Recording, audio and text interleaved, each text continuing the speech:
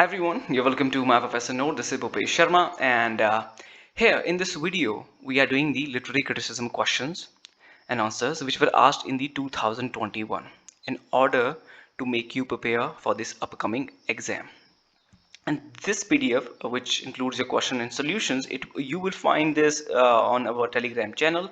For what I will provide you the link below in the description box, so you can join us there. There, I'm also conducting the quizzes as well. And if you want to get access to the point notes of my professor note, which are helpful for your net set and gate examination, which helped me to crack my exam, you can get access them too just by contacting me on the below given numbers in the description box. So let's take a look at this very first question here, which is the which of the following conform to the Northrop Frye's typology of literature. So here he has given seasons and on the genres, and we have to match them. Which one here gets matched correctly?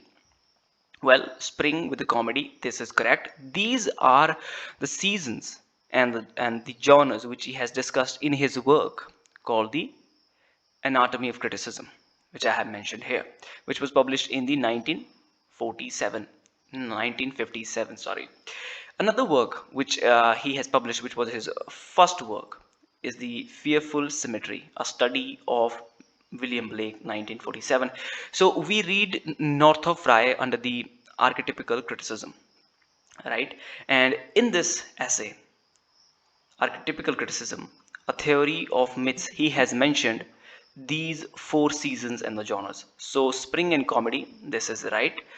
Mythos of a summer, no, this is not correct. Summer is connected with romance, autumn is tragedy, this is correct, and winter is with the satire. So we have these two here, A and C.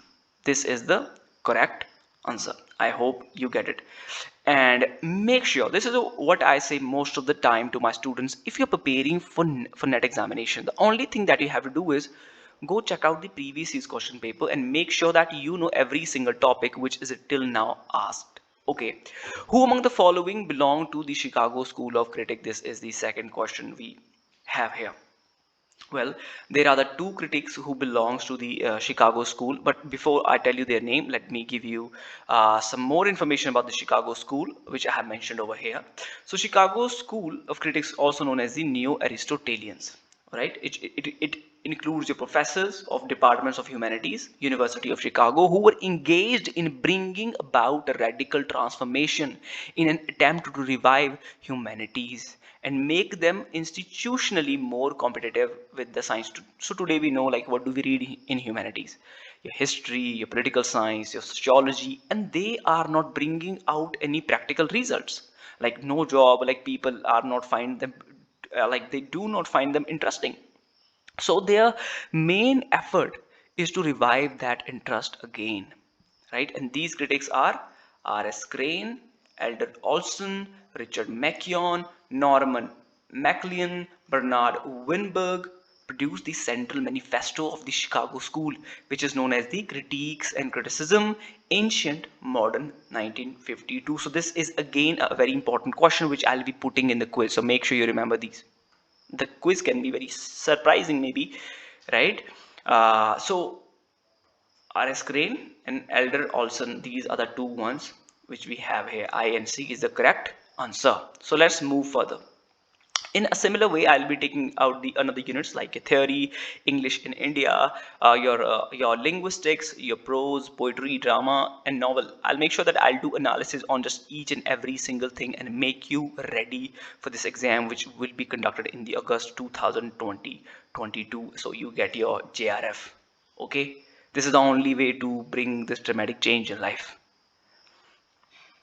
All right, then we have this third question here.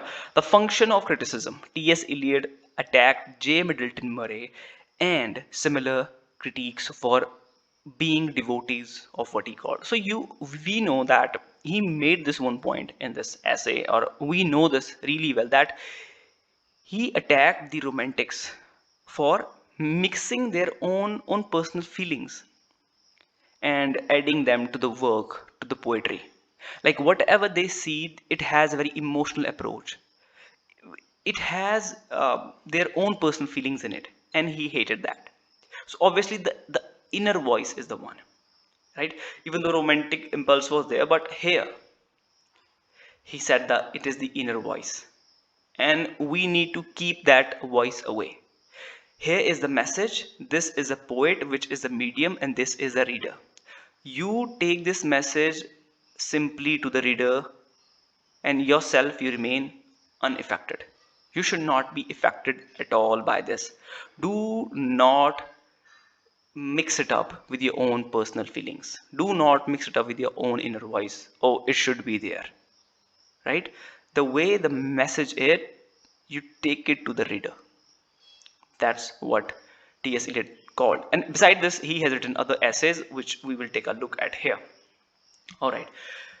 Tradition and the individual talent. Here he gives this theory of impersonality, what I talked already here, that take the message. Your poet is a pipe, and that message goes through him to the reader. Unaffected you remain, right? And in your next term, which he has coined in the Hamlet and his problem, which is the objective correlative, it was a sequence to this term, right? Here he said objective correlative means showing the emotions through the objectives. The way you, if there is agony, so you have to set up events in that way. Situations you have to create. This is how the setup should be. The stage, this is how you have to set it up if you want to show agony, right? The jealousy. If you want to show love, so it should be in that way. A romantic song in the garden, two lovers are sitting. So like the for picture, it takes less words. If you already see the emotions in the environment, so then you have to use less words to describe it through your words, right? And this is where a poet finds a way to remain unattached, because now whatever is happening, it is happening with the objectives, the object, the situation, the events of that kind, right? You have to set up things like, if you're broke, if somebody is broke, how will you show them? In their ripped clothes, they are sleeping on the road, drinking wine, dogs are licking their face, like this is how the exact situations be like. So here the emotions find the objective correlative, right? The way the emotions are, in a similar way we have the outside situations, and here the role of poet and the role of author and the playwright is very less, because the work is being done by the outside situations, the events. So you do not have to describe it more through the words. All right. So this is one of the other term which he has given, objective correlative, in his Hamlet and in his failure, right? Because the way Hamlet was feeling, the outside situations were not of that kind, so it was a failure, right? But in Macbeth, the Lady Macbeth scene was successful because the way she was feeling, the outside stage was settled up in that way. So it make it success. Means the internal emotions and the outside situation should be same. All right.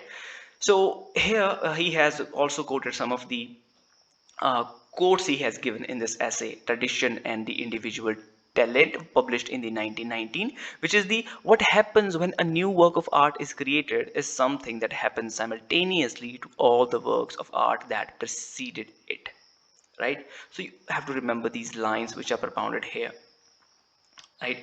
And next one is the Shakespeare acquired more essential history from Plutarch than most men could from the whole British Museum, because he wrote about real things, right? And that is the only difference. And this is the reason I like Shakespeare, because uh, everyone is trying to decode Hamlet. Who was Hamlet? Hamlet lives in all of us. This is a very, very, very general character, and unnecessarily trying to interpret it.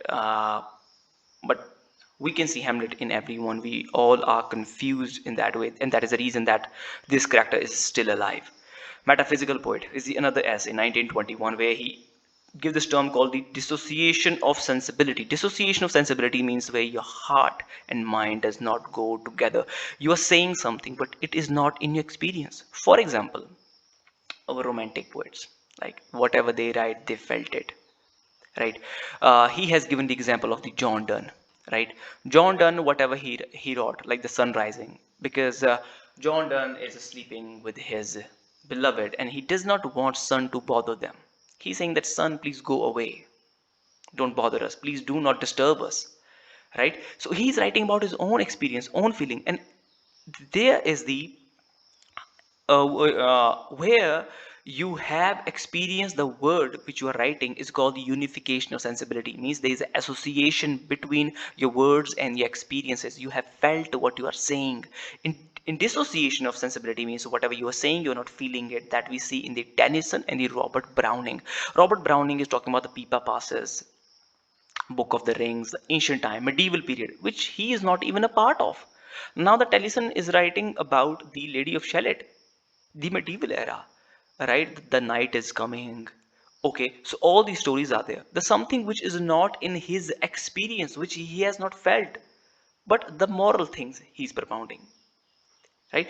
The things which are not in their own experience, they are writing that. So it is called the dissociation of the sensibility. The Frontiers of Criticism, 1956, the essay, another essay he has written, which we have discussed here. This is the function of criticism. The another essay is the frontiers of the criticism, and then we have the criticize the critique. 1961 is the another essay which he has written. Okay, so make sure you remember all these titles and their publishing dates, and try to dig deeper more into it. That what these essays are already saying. Very soon I'll be also providing you the essence of all these essays too. Let's move further now. In an apology for poetry, Sidney discusses the didactic function of poetry by comparing it to philosophy, and Sidney said in his apology of poetry, which was a reply to the Stephen Goson's attack on a stage, which is called as the School of Abuse, published in the 1579. So, an apology for poetry, which is also known the defense of poesy, written in the 1580, published in the 1595, he defended the poetry here. What he said, that the essence of that the poetry is more effective than the history or philosophy in arousing its reader to virtue. So here he has compare the poetry to the philosophy and history, right? And here he has also commented on the Edmund Spenser and the Elizabethan stage. And here he also talk about the three kinds of poetry, which is your religious, make sure you remember these points, philosophical, and the imaginative poetry, right? Which is written by the right poets to teach and delight. So who said that the poetry is to teach and delight? Philip Sidney. How many kinds of poetry he talked about? Three kinds, which is religious, philosophical, and imaginative. Why was an apology for poetry written? It was a reply to the Stephen Goson's attack on English stage. What it is called? School of Abuse. When it was published, 1579, you have to mug it up. I know you hate it. Me too. But we have to. Just for the sake of qualifying this exam. And then you just go with your own will. Right? According to Longinus, which two of the following qualities apply to great poetry? In his work on the sublime, which for what I have provided the solution here, first let's take a look at it. He has given here 5 principles, right, of sublime. The first two are the gifts of nature, and the remaining are the gifts of art, right? He said the art and nature goes together, right? And these 5 principles are according to that: grandeur of thought, great thought, capacity for strong emotion. You should have the strong emotion whatever you're writing. Appropriate use of figures, right kind of word, your devices, rhetoricism, rhetorical devices, to make it look beautiful. Nobility of diction, rhetoricism again, and dignity of composition, the way you have composed it, or a happy synthesis of all, right? So now let's get back to the question here. The following qualities apply to the great poetry. It must be work of genius and inspired person. Obviously it should be. It must cause a feeling of melancholy, the pain to the reader. No, it should not. It must employ devices of rhetoric, In short, it must please selectively and on special occasions, not. So, A and C. I think from the very beginning, A and C's are the only right answers. It doesn't mean that you do not read anything, you go to the examination and you just tick A and C. It doesn't mean that, right? So here we have who among the following compared the mind in creation to a fading goal. Let's take a solution first, then we will come back to the question because it helps you to understand more deeper, right? A Defense of Poetry, written by the Philip Sidney in 1821, and it was published posthumously. And this, A Defense of Poetry, was again a reply to the Thomas Love Peacock's work, The Four Ages of the Poetry. And what are those four ages of poetry? Make sure you write them down in the comment section. Said that poetry has become valueless and redundant in an age of science and technology, and that intelligent people should give up their literary pursuits and put their intelligence to good use. That's what Thomas Love Peacock said here. And then he replied back. And then he replied back. And here he said that the poets are the unacknowledged legislature of the world, which is the last line of the work. Right, which is the last line of the work. And here, another thing which he has written, which are among the famous quotes from this work, that the poetry is a mirror which makes beautiful that which is distorted. And this is how he's defending here his poetry, right? Shelley said here that the mind is in a creation, your mind in a creation is as a fading coal, and he has compared the mind with the fading coal here, and we will find it in the options too. The mind in its own place and of itself can make a heaven of hell and hell of a heaven. This is another important code. Make sure you remember it, as they are already being asked in the multiple other question papers. Well, here we have this last question, which is which two of the following conform to liberal humanist thought. Sometimes you find that, oh, I have not seen this question, I have not read it. But if you are a reader, ferocious reader, oh, you are just a common thinker, you think everything critically, you will be able to answer these, right? Because all you need a very common sense for it. Literature transcends the limit of the age of its origin, and so is timeless. Yes, it is. Literature is untouched by the essential human nature, which is unchanging. No, it is not untouched. Literature is devoid of any purpose. No, it has a purpose. It's wrong. Identity is a unique essence unaffected by environment and society. This is correct. And now we have A and D right answer. Look, if you would have gone only with A and C, you would have ended up doing this question wrong. So I hope you have learned something. You have learned a lot. It was interesting. I will come back with another unit of the previous year's question paper, which were asked in the 2021. So what is the lesson you are taking from here? You're going to read T.S. Eliot. You're going to read Longinus, his own Sublime, right? You're going to read Shelley, right? You're going to read him.